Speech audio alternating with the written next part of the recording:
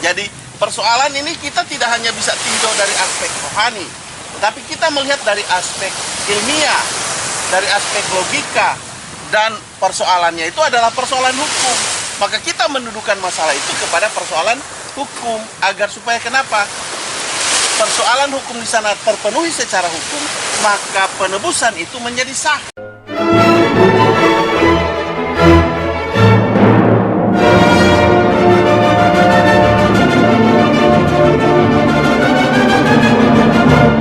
Senang sekali bisa bertemu kembali dengan saya Pendeta Aldo Wolman, dan apa yang kami bincangkan, mari ikuti video ini. Tapi sebelumnya jangan lupa like, share, subscribe, dan juga berikan komentar di dalam kolom komentar dan nyalakan loncengnya. Saya ucapkan terima kasih dan kiranya Tuhan membalas berlipat kali ganda. Ayo kita bagikan video ini untuk sama-sama menjadi berkat bagi orang lain, bagi siapa saja. Dan kemudian semuanya tentunya hanya untuk kemuliaan bagi nama Tuhan. Saya baru sampai di parkiran. Ya, ini saya dengan anjing saya.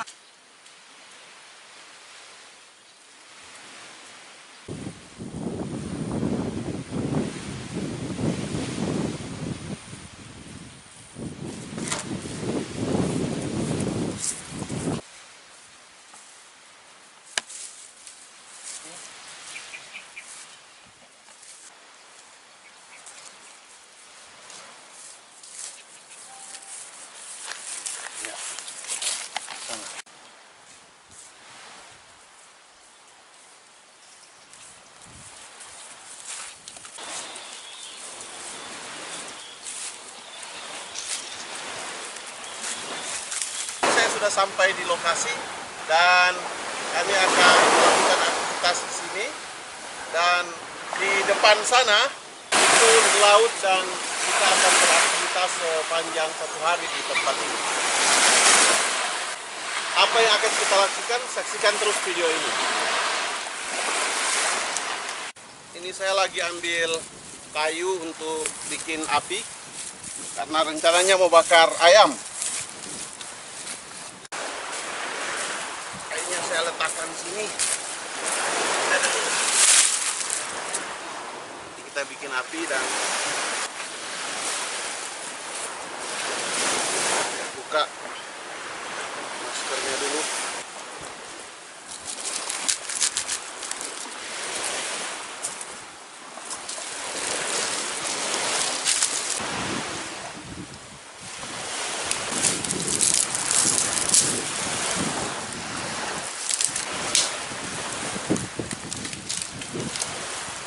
Saya akan bakar ayam.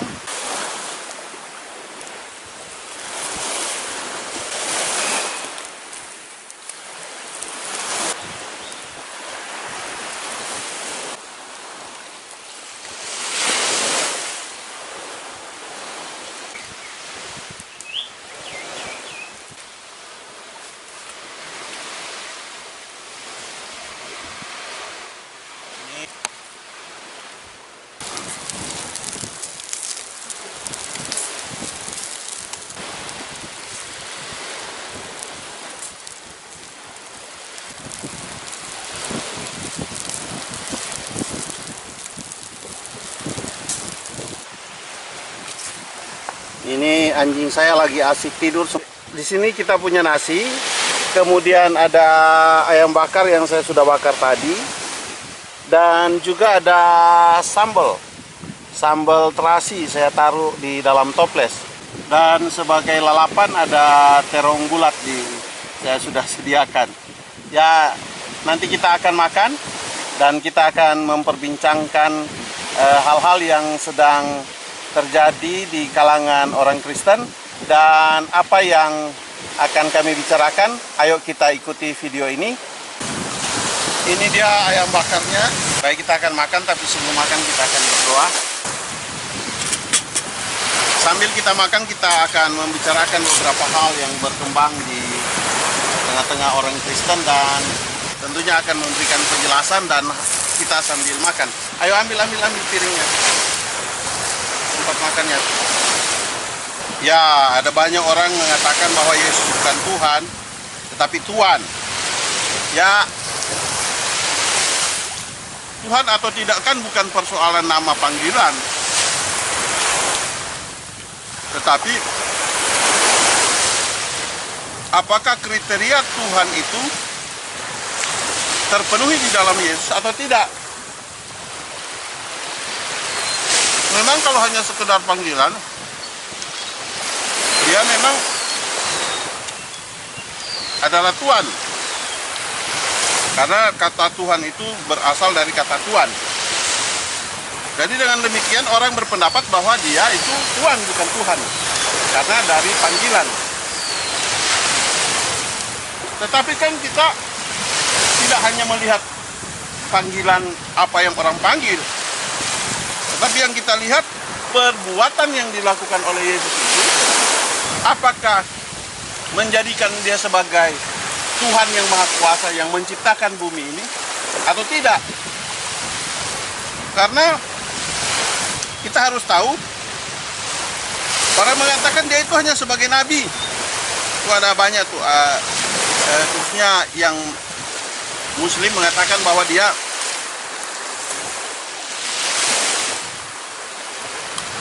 hanya sebagai nabi.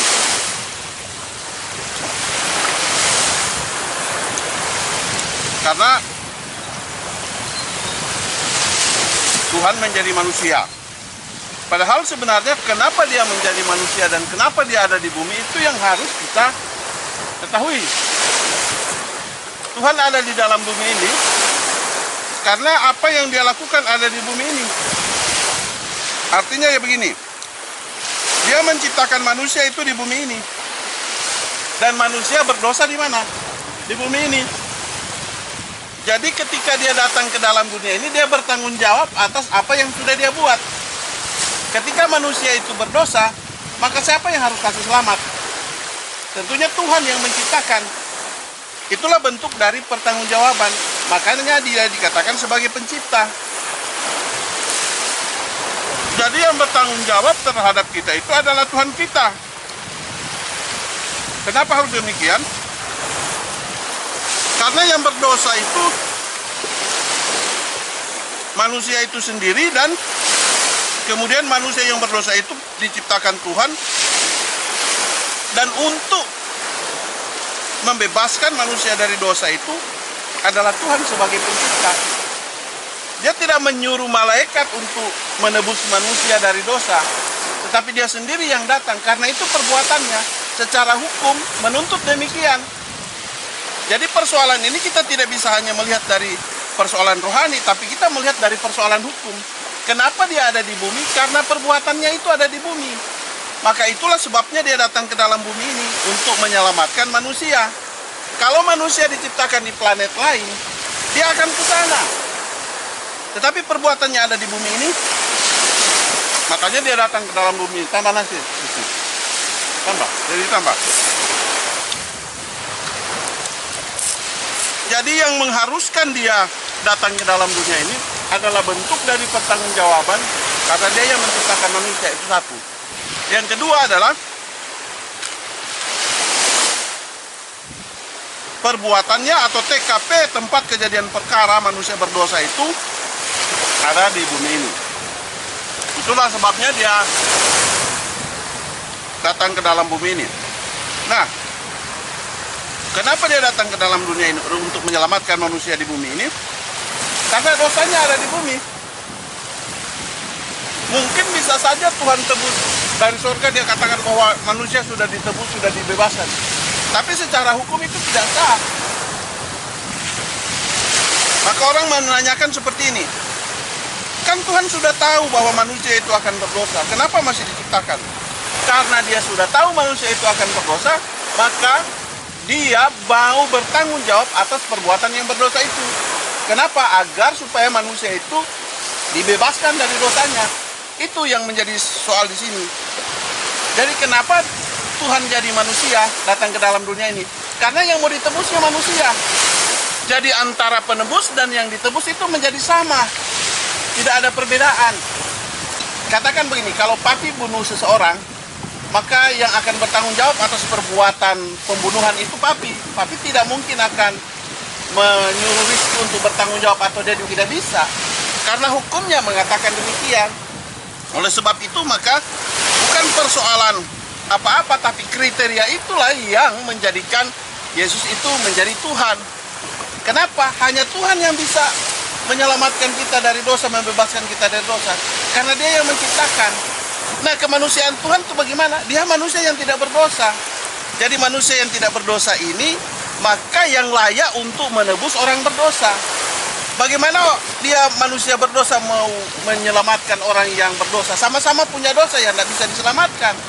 Oleh sebab itu membutuhkan Tuhan yang tidak berdosa ini. Jadi Tuhan tahu atas apa perbuatan yang akan Dia lakukan, dan Dia tahu nanti manusia itu berdosa, maka Dia menyediakan dirinya untuk membebaskan manusia. Dan itu terjadi bukan setelah manusia diciptakan, sebelum manusia diciptakan.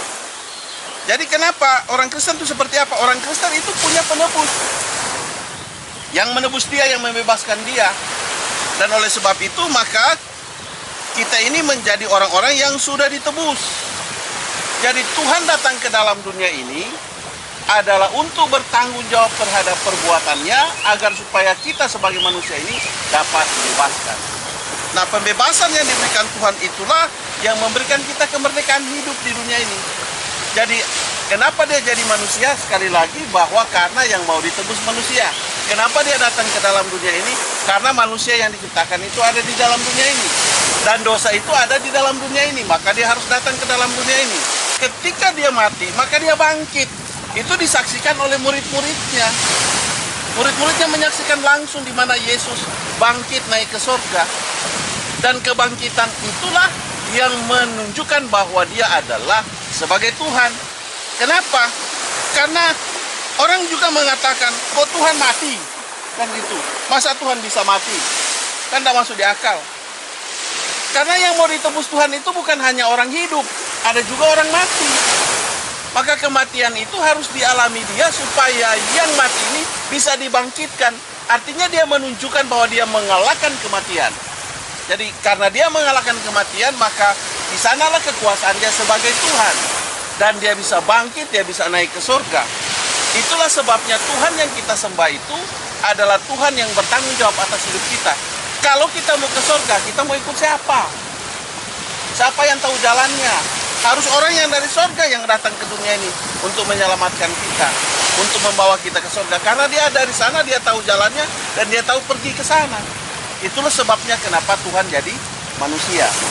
Jadi persoalan ini kita tidak hanya bisa tinjau dari aspek rohani, tetapi kita melihat dari aspek ilmiah, dari aspek logika, dan persoalannya itu adalah persoalan hukum. Maka kita mendudukan masalah itu kepada persoalan hukum, agar supaya kenapa? Persoalan hukum di sana terpenuhi secara hukum, maka penebusan itu menjadi sah. Kan gitu. Semua kan Yesus alami di bumi ini. Kan Dia dimati, Dia dibangkitkan dari bumi ini. Itulah sebabnya maka Tuhan kita itu adalah benar-benar Tuhan. Yesus itu sebagai Tuhan dan tidak terbantahkan. Karena apa yang Dia lakukan, karena apa yang Dia buat. Ya, dan dimanapun kita berada, biarlah kiranya penjelasan saya ini bisa memberikan penjelasan. Dan kami akan meneruskan makan kami. Ayo, mari kita makan. Walaupun terlambat saya mengajaknya, ayo kita makan. Ayo, makan.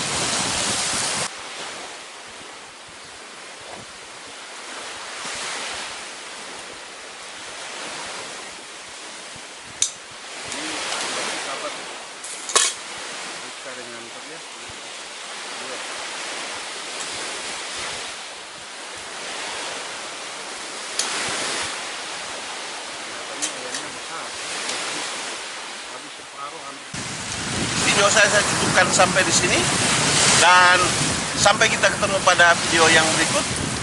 Tuhan memberkatimu. Jangan lupa like, share, subscribe, dan berikan komentar di dalam kolom komentar untuk sama-sama kita terlibat dalam pelayanan media ini. Dan atas apa yang saudara sekalian, Bapak Ibu lakukan, biarlah itu kiranya Tuhan memberkati. Dan jangan lupa juga nyalakan loncengnya. Mari sama-sama kita terlibat dalam pelayanan media ini, dan untuk mendukung pelayanan ini agar supaya pelayanan ini lebih berkembang dan lebih maju, dan semua tentunya hanya untuk kemuliaan bagi nama Tuhan. Atas partisipasi Bapak Ibu Saudara sekalian semua, saya ucapkan terima kasih. Haleluya. Amin.